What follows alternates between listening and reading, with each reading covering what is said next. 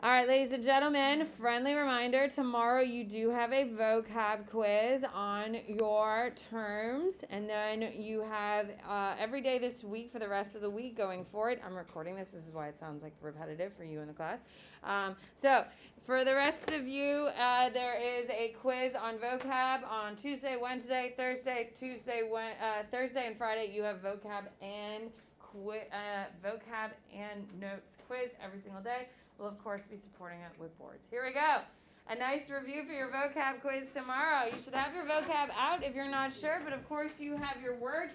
Oh my God, are there new words on the list? Yes, there is, because we're doing notes too today. We are in full movement, friends. Here we go.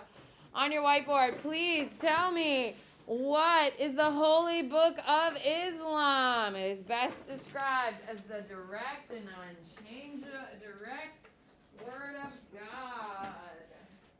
I got 1, 2, 3, 4. Come on. 4. Look at your vocab if you don't know the answer, and that's perfectly fine. Good. Yada. The Quran. On your whiteboard, please tell me. Muslims show their devotion by performing lifelong acts of worship. These include faith, prayer, almsgiving, fasting, and a pilgrimage to Mecca. What am I describing? Good. I got 1, 2, 3, 4, 5, 6. Good. What is it, Virginia? 5 pillars of Islam. Here we go. On your whiteboard, this is the most holy place in Islam. This is the holiest place in Islam. Good. I got 7, 8, 9, 10. What do we got? Aunt Fletcher. The Kaaba. On your whiteboard, please tell me, what is the Islamic term for God? Tanner, put up your mask, dude. Good. What do we got, Mimi? Allah. On your whiteboard, please tell me, the Prophet of Islam, Allah spoke to him directly, and he spoke to the world about Allah. They do not worship him, and no images are allowed. What do we got? James. Muhammad. On your whiteboard, please tell me, this is a Muslim community member who conducts prayers in the mosque. Donald, by you doing that, it scratches my board. Please come class on time and grab your supplies. Thank you. What do we got? Come on, I got 5, 6, 7. What do we got, Taylor? Try it. And Mom, that's perfect. Absolutely perfect. On your whiteboard, please tell me what they believe that their leader should follow Muhammad's example and does not have to be a descendant of Muhammad. Good. Come on. Who is it? Sophie. Sunni Muslims. On your whiteboard, please tell me, what is the House of Wisdom? It is the academic center of the world. Good. Come on, I got 1, 2, 3, 4. Matilda. Darul Islam. On your whiteboard, please tell me, they believe that their leaders should be Muhammad's direct descendants. They believe that the leaders should be Muhammad's direct descendants. Good. What do we got? Sloan. Shiite. Well, it's better. Someone said shit earlier. So, Shiite. It is a religious sect. These are very devout people, so we want to be, but it is not shit. It is Shiite. Okay, so we'll talk about that as we go through. On your whiteboard, please tell me, what is it called when the Muslims were defeated in Europe and were sent south to Africa? This began a turning point of European dominance. I got 1, 2, 3. No, I got some wrong answers here. Tanner, thank you so much for taking the time to do that. What a waste of your time and mine. Thank you. Good. What do we got? Madison. I don't know how to pronounce it, but Reconquista. Yeah, that's perfect. It's the Reconquista. The reconquering. And it's in Spanish, so it's the Reconquista. Yes? All right. On your whiteboard, please tell me who captured Jerusalem in 1187 from the Christian king. This reinstated and proved that the Muslims are a dominant military force as well as in complete control of the Holy Land. Cam. Saladin. Saladin. Taylor, put the mask on. Saladin is one of the greatest military minds the world's ever seen, and he's actually like a really decent man, actually. I mean, he'll kill you real quick if you needed to, but he's actually like a good guy. On your whiteboard, what is the name of the holiest city in Islam? The city is where the Kaaba is located. Good. Tanner. Mecca. On your whiteboard, please tell me a pilgrimage to a holy city or site to be closer to God.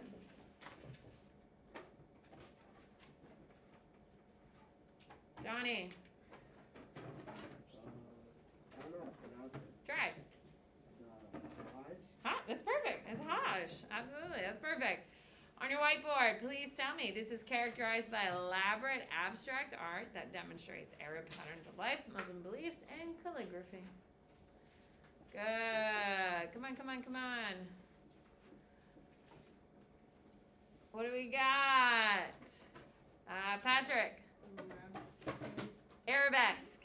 Arabesque, yes.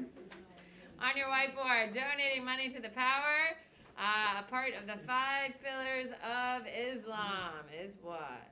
Come on, I got 1, 2, 3, 4. Good. What is it, Jacob? Almsgiving. You should probably work on that vocab tonight, yes? It's already on Canvas. I'd get it done. On your whiteboard, please tell me what is...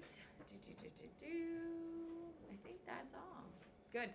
So, ladies and gentlemen, tomorrow you do have a vocab quiz. I'm going to pick 5 of the words and ask you what they are. Of course, you'll have your word bank. There's no trick here. However, you do need to make sure you're prepared. Before your vocab quiz, we will do boards.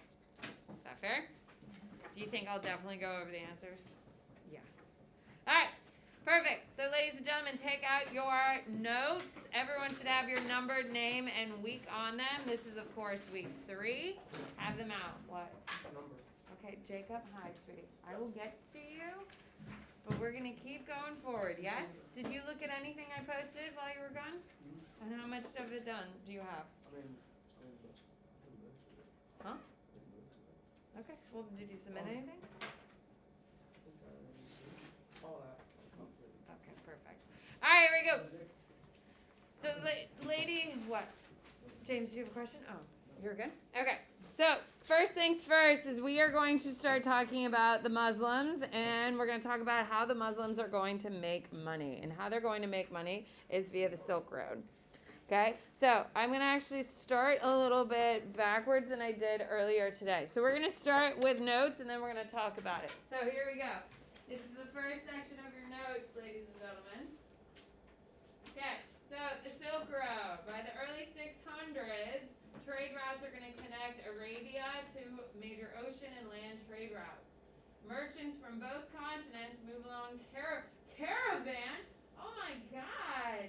What do we call moms who drive vans? We call them? Yeah, we call them vans because it's short for caravans. That's where the term comes from. Caravans are terms used for things to carry precious cargo. Are you the precious cargo? Yeah. That's why your mom drives a minivan or a caravan. Aww, because you're so precious. Anyway. Okay, so they're going to drive caravans, okay? And we're going to see it's not a vehicle. Obviously, this is in the 600s. We don't have vehicles until the 1800s. So, for goods from the Silk Roads of the East, they transport spices and incense, but more importantly, information and ideas. The whole world is going to be transformed by this Silk Road in multiple ways. Like, for instance, in every single one of your houses, every single one of us has salt and pepper on the table, yes? Hello?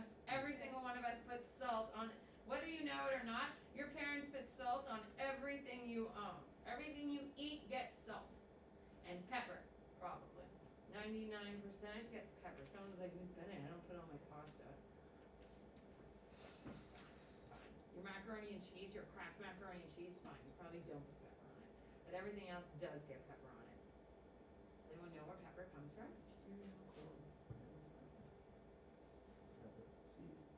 It's from China. Yeah, it's from China and also India. Okay, and those are going to be the most in-demand items. So in Europe, ladies and gentlemen, there are no pepper. So the only way they can get seasoning and flavors and all that stuff is to buy it from the East. So people don't want, like for instance, are the British known for good food? No, they're known for terrible food. And if you go to England, the food's kind of blah. It's really not great. However, it would be way worse if they didn't have the basic seasonings, and so we could only imagine what their food was like, 800 to 1,000 years ago, which is when we're talking about here. So, with that being said, people need spices, okay? These spices are going to transform the daily food we eat. So, over here, look back at me. Are we all done copying? No. Here, look at me. Don't get ahead of me, that annoys me. That's fine, but I'm on Silk Road and you're on the second one. There's a difference. Okay, look at me. Fine. Okay, so the Silk Road. Actually, I'm just going to stand up here. Well, I stood on Kelsey's desk earlier. If I die, you'll call someone, right? Hey! I'm not asking you to save me. I'm just asking you to call someone, you jerks. Anyway. Okay. So, ladies and gentlemen, we are talking about the Silk Road. The Silk Road is trying to get the items out of China to the rest of Europe. The Muslims, which is what this whole thing is about, is going to be the group that's going to be doing it. So the Muslims are located in the Middle East, located in the middle of this massive trade route.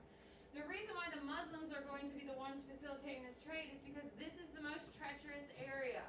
It's desert. There's not a ton of food. There's not a ton of water. So if you're going to cut through this area, you better know where the hell you're going, yes? There's tons of mountains. It is very dangerous land. So regular people like you and I cannot traverse this because it's too dangerous. So the Muslims who live here, who know how to get around, are like, well, hell yeah, I'll do it. So what they do, the Muslims leave the Middle East and they go walking all the way to China.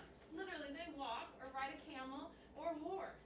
So they walk all the way to China, and when they get to China, they buy stuff. Now, if they're standing in China and they're buying salt or they're buying pepper, okay, or silk, because it's also known as the Silk Road, or they're buying porcelain, do you think it's expensive in China or cheap in China? Expensive.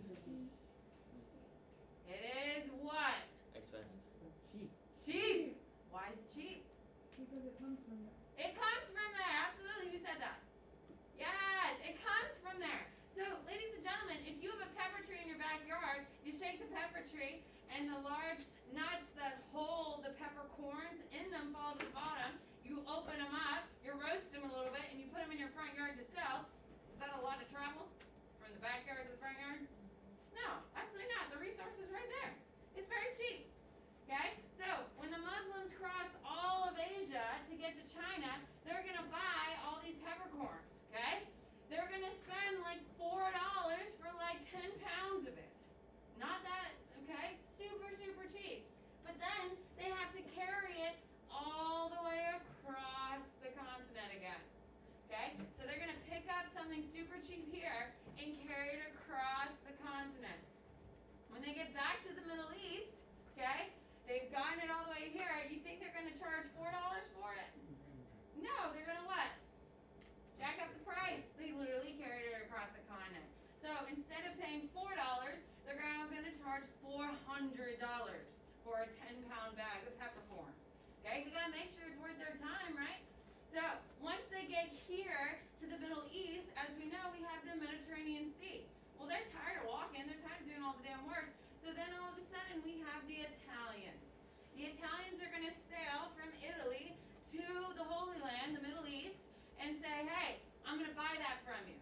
So the Italians are going to buy the spices, the silks, the porcelains from our Muslim traders. Okay? So they're going to charge the Italians $400 for a pound or 10 pounds worth of peppercorns.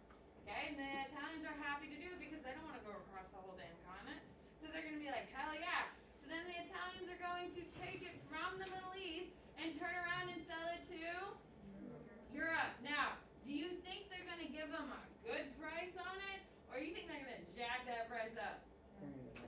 Yeah, the Italians are going to turn around and sell the peppercorns they got from the Middle East. They're going to sell it back to the Europeans at $700. Nice.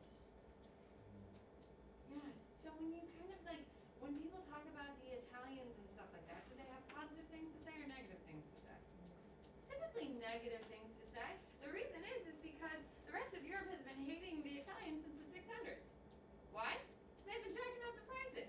The reason why Christopher Columbus, 1492, Columbus, yeah. The reason why Columbus went to America is to get where? India and China. He's trying to get here.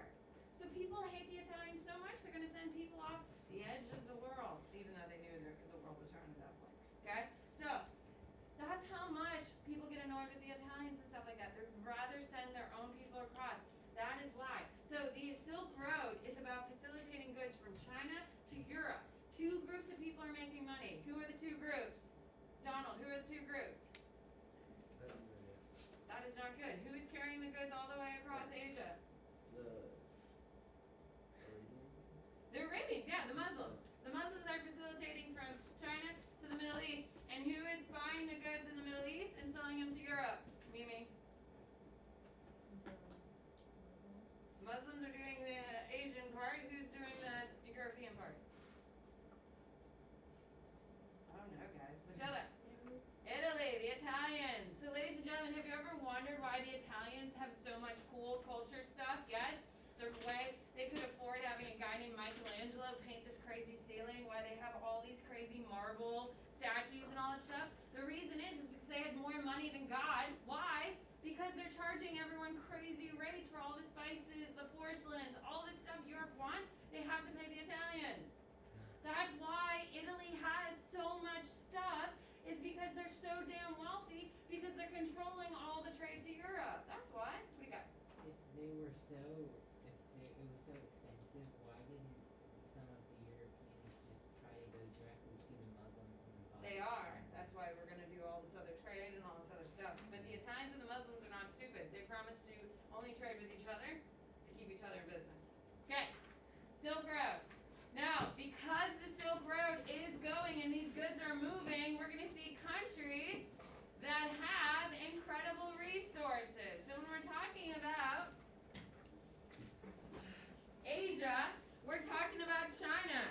Okay? China has tons and tons of resources. This is what we call rice paddies up in the hills.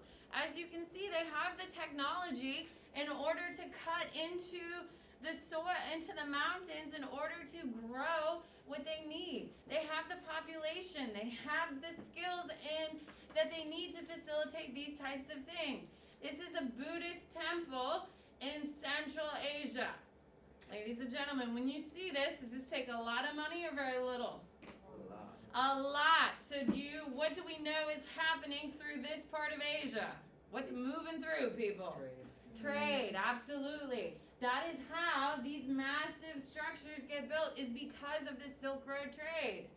Okay, what is this? What country are we in? China, absolutely. The Great Wall of China is going to start being built by the Qin dynasty. It'll be finished by the Ming dynasty.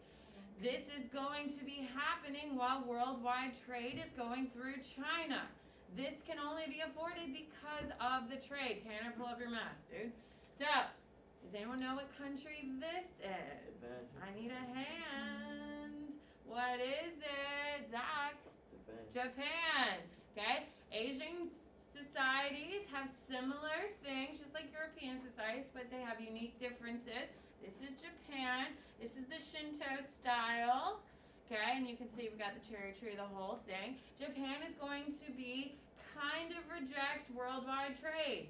They don't want to be a part of it because they want to protect their own culture, which is why they don't have a ton of the huge resources that we're going to see. Then you're like, well, Miss Bennett, we fought them in World War II and they were world power. That's totally different because they are going to change their opinions in the 1700s. Okay? This isn't, does anyone know who can raise your hand what country this is? What do you got, Jacob? No, it's not India. Emma? It's not in Cambodia, pretty close. It is in Thailand. And what is the most important thing about this? It is made out of gold, and it is gold. Now, it is not solid gold, because if it was solid gold, it would crush the building, because gold is very heavy for its weight. It's made out of paint. It is gold paint, though. It is absolutely gold paint, but it is a thin, thin, thin layer of gold. So if they can do this for their Buddhist temple, what do we know? They're making a lot of money, and that's exactly it, and they're getting it from trade. Thailand is one of the largest exporter of spices. They are a huge spice place. Okay, this is going to be in Africa. Now, it is not as shiny gold as this, but this is on the east coast of Africa. These structures cost a lot of money to make. Okay, and they are done in a certain fashion. Okay, and that is going to be very expensive. Okay, here's another Buddhist temple. This one is in Cambodia. You'll see the gold. Okay, all of this is done because of their participation in worldwide trade, the Silk Road. That is how important it is, and that's why these countries are making so much money. Here is northern Cambodia. Okay, as you can see, we have these massive structures here and there. These take lots and lots of money in order to do. Okay, what country is this? Oh God, guys, this is like a world monument. Ann Fletcher. It is in India, and what is it? Taj Mahal, absolutely. It is actually a burial site. No one lives there. It is built as a burial for his third wife or something. Okay? And there's just dead bodies in it. That's what a burial is. And that's all it is. But it is absolutely gorgeous. So does this take a lot of money or very little money? A lot. India is known for its spices as well. Cinnamon, cardamom, okay, anise. All of these are coming from India. And these have a worldwide demand. And that's why India is going to be as wealthy as it is. Here's a picture of modern day Thailand. Okay, now here's a picture of the Middle East. Okay, this is in Saudi Arabia today. Look at the background of the photo. Okay, he's here for scope. Look how rugged those mountains are. Do you think it's easy or hard to traverse? Absolutely. There's no greenery. There's no water in sight. And all of these rocky mountains, if you don't know what you're doing, you're going to get lost. People still die out there all the time because they get caught out there in the heat and the terrible conditions, because during the day it's super hot. During the day it's absolutely freezing cold. So people are still dying out there. It's not obviously as common. But this is why the Muslims were such perfect traders for this route, because they knew how to get through the most dangerous part, which happens to be in the Middle East, just because of the geographic setup. Okay, here's what was a former massive trading city. So when we're talking about the Middle East and the most dangerous part, we're talking about really right here, which would be Afghanistan, Iran, Iraq, Pakistan. This is the hardest and most dangerous part to traverse. So if you don't know what you're doing, you're going to get lost. And the reason is because of the mountain ranges. And then, of course, you hit the desert. So if you're not coming in strong, you're going to get rocked here. Okay? This is modern-day Jerusalem. As you can see, the old city is on the hill. Okay, if you're thinking like Jerusalem and Jesus and all that stuff and the Old Testament and all that stuff, all of that is happening in this part. As you can see, it is super densely populated. This is a mosque.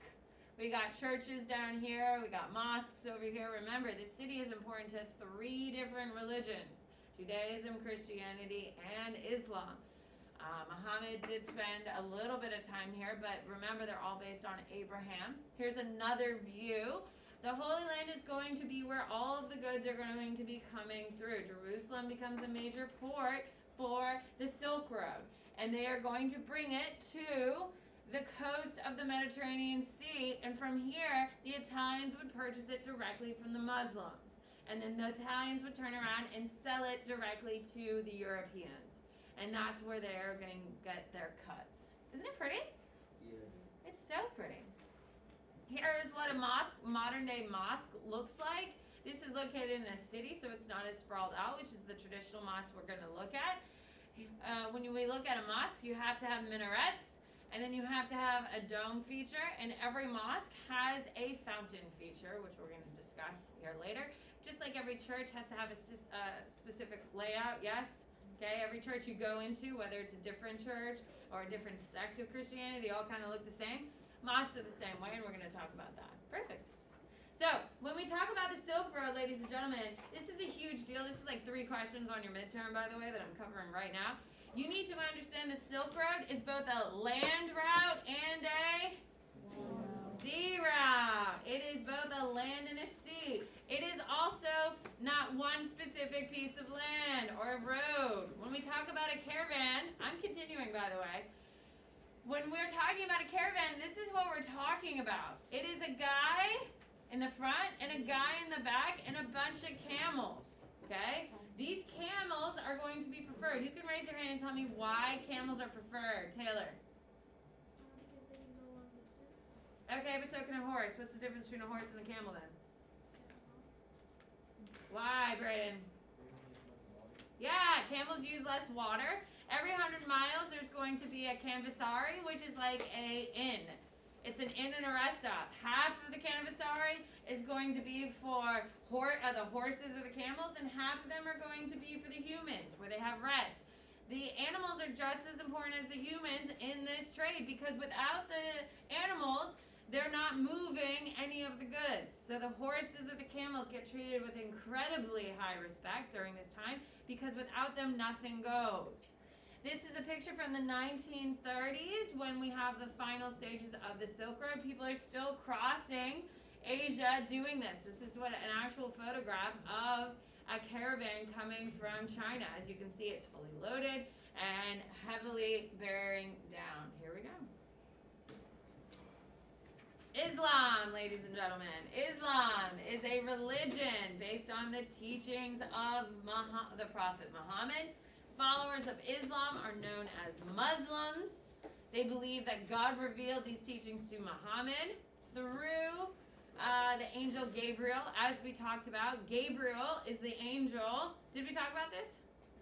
Oh, who can tell me in Christianity where you've heard Gabriel? Hark the herald angels sing, glory to the new Lord King. When do you hear Gabriel? Come on now. Don't let your parents' hard-earned money on religious education fail you now. Oh no. Oh no. Richard's the only one who remembers. Richard? Isn't Gabriel the archangel and he's like the top angel? Yeah. So like tell me a spot where you see Gabriel in He tells the shepherds that Jesus is born. Yeah. He's the angel that talks to the shepherds. Yeah? No? Guys, when you talk about an angel in Christianity, yeah.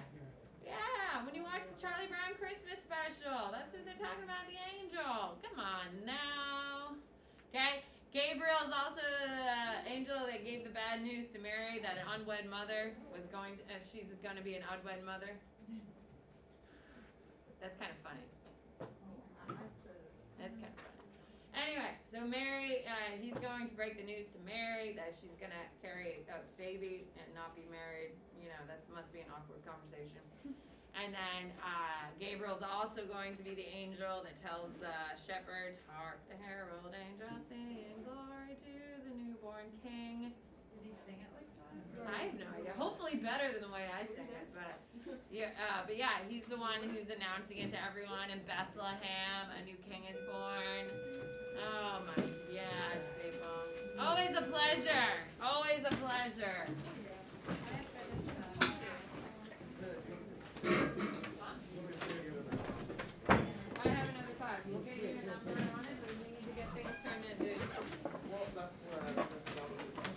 you turn in anything? I mean, I think I did. There's some things that need to be turned in that I've just